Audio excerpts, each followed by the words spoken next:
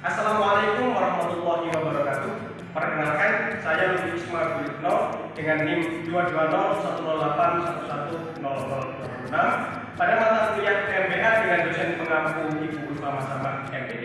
Pada kesempatan kali ini, saya akan membuat simulasi pembelajaran dengan materi fungsi komposisi dan berbasis garis tambah. Selamat menyaksikan.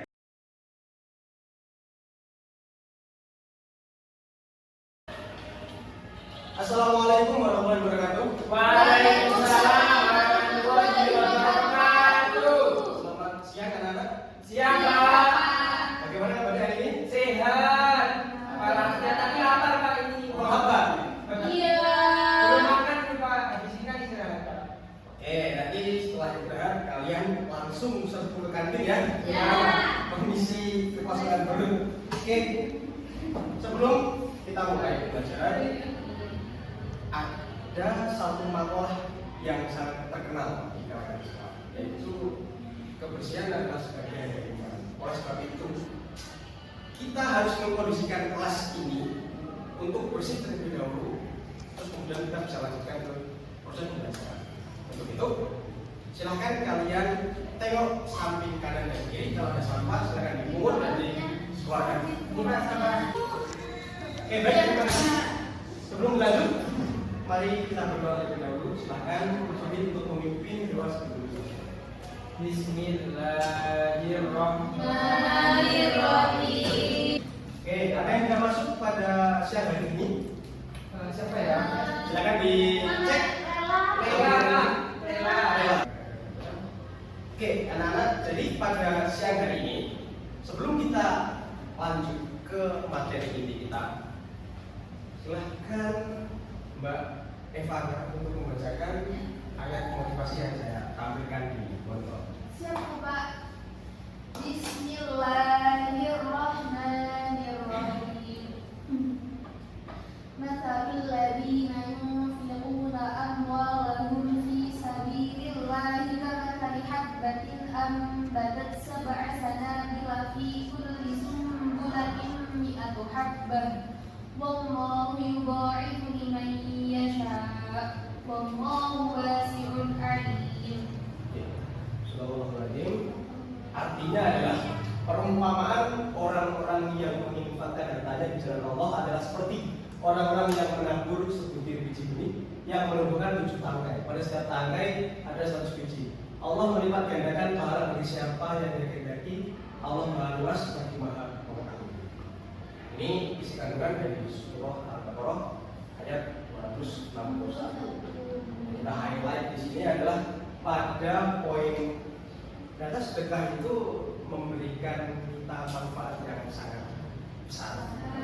Baik ini dari sisi pahala maupun kalau kita praktekkan secara langsung dampak sosialnya pun juga sebagai besar. Maka sebagai muslim tentu kita wajib untuk bersedekah. Nah, pada materi kali ini kita akan belajar dengan model problem based learning dan dengan pendekatan kognitivis yang nantinya permasalahan itu kita arahkan ke dalam model sedekah. Sebelum itu, mari kita mengingat terlebih dahulu. Kemarin kita sempat membahas materi fungsi. Ada yang masih ingat fungsi itu apa?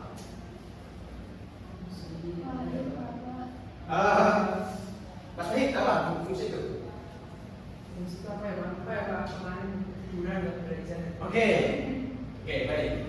Jadi fungsi adalah pemetaan untuk setiap unsur dalam kodomen untuk unsur dalam domain ke kodomen. Oke, yang memetakan adalah F. Jadi yang bagian hijau ini adalah artinya. Kemudian daerah kawan dari hasilnya ada pada daerah Fx Pak. betul pada daerah Fx. Ya. Yang lain adalah masih ingat kalian di SD kalian pernah disajikan materi komutatif, asosiatif. Masih ingat apa itu komutatif, apa itu asosiatif? Kalau mau nama namanya enggak nggak ingat banget kalau yang di bolak-balik itu kayak masih ingat. Oke, kalau yang di bolak-balik seperti yang atas itu berarti apa? Kayak komunikatif ya juga. Oke, misalkan operasinya adalah ini, A kali B sama dengan B kali A. Ini namanya seperti apa? Komunikatif. Komutatif. Komutatif. Ya. Oke, sip. Ya. Kalau misalkan A kali B tambah C ini sama dengan A kali B kali C sama dengan A kali B kali C. Ini sifat apa namanya? Ini namanya apa? Asosiatif. Oke, betul, asosiatif. Jadi yang mengelompokkan ini adalah asosiatif, yang ini Komutatif. masih ingat semua.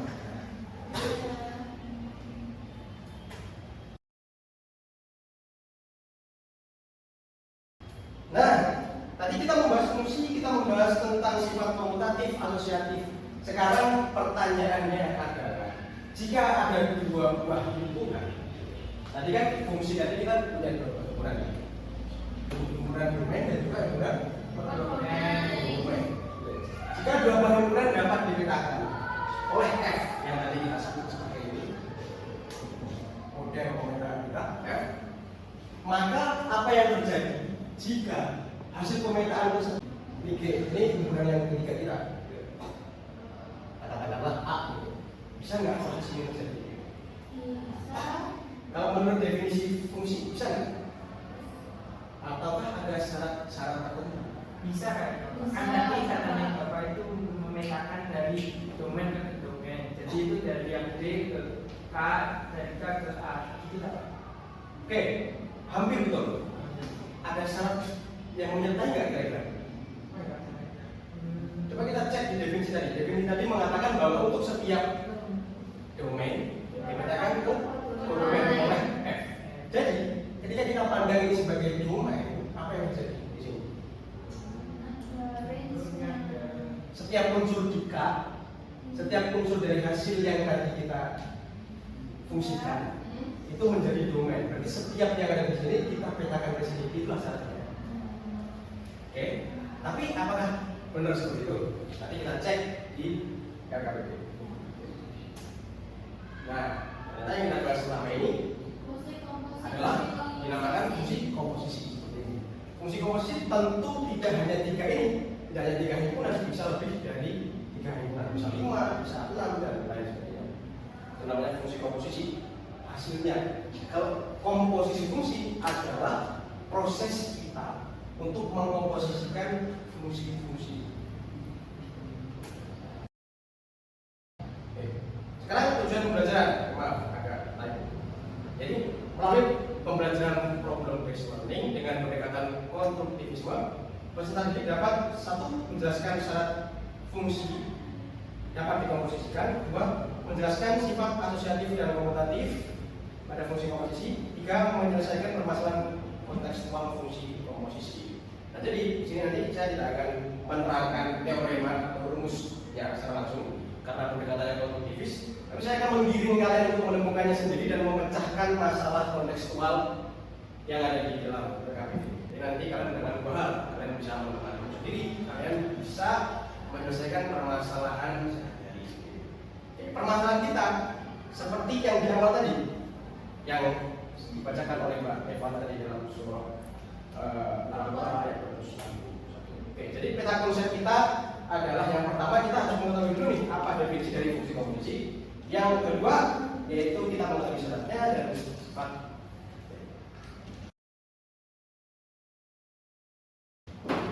Oke, sekarang Bapak akan bagi kalian dalam dua kelompok. Yang pertama mulai dari Mbak Sofia sampai Mbak Tasya. Oke, silakan. Yang kedua Mbak Tri sampai Mbak Eva.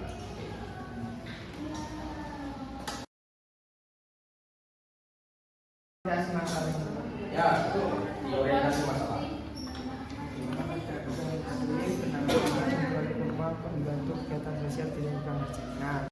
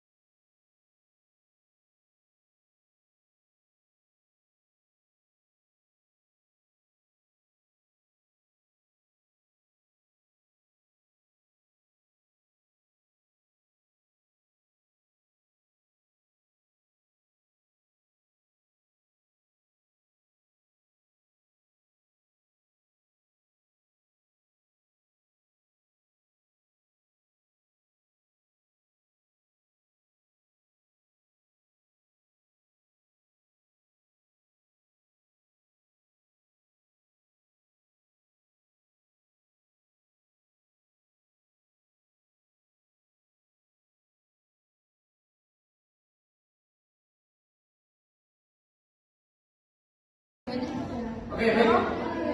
Sudah semua?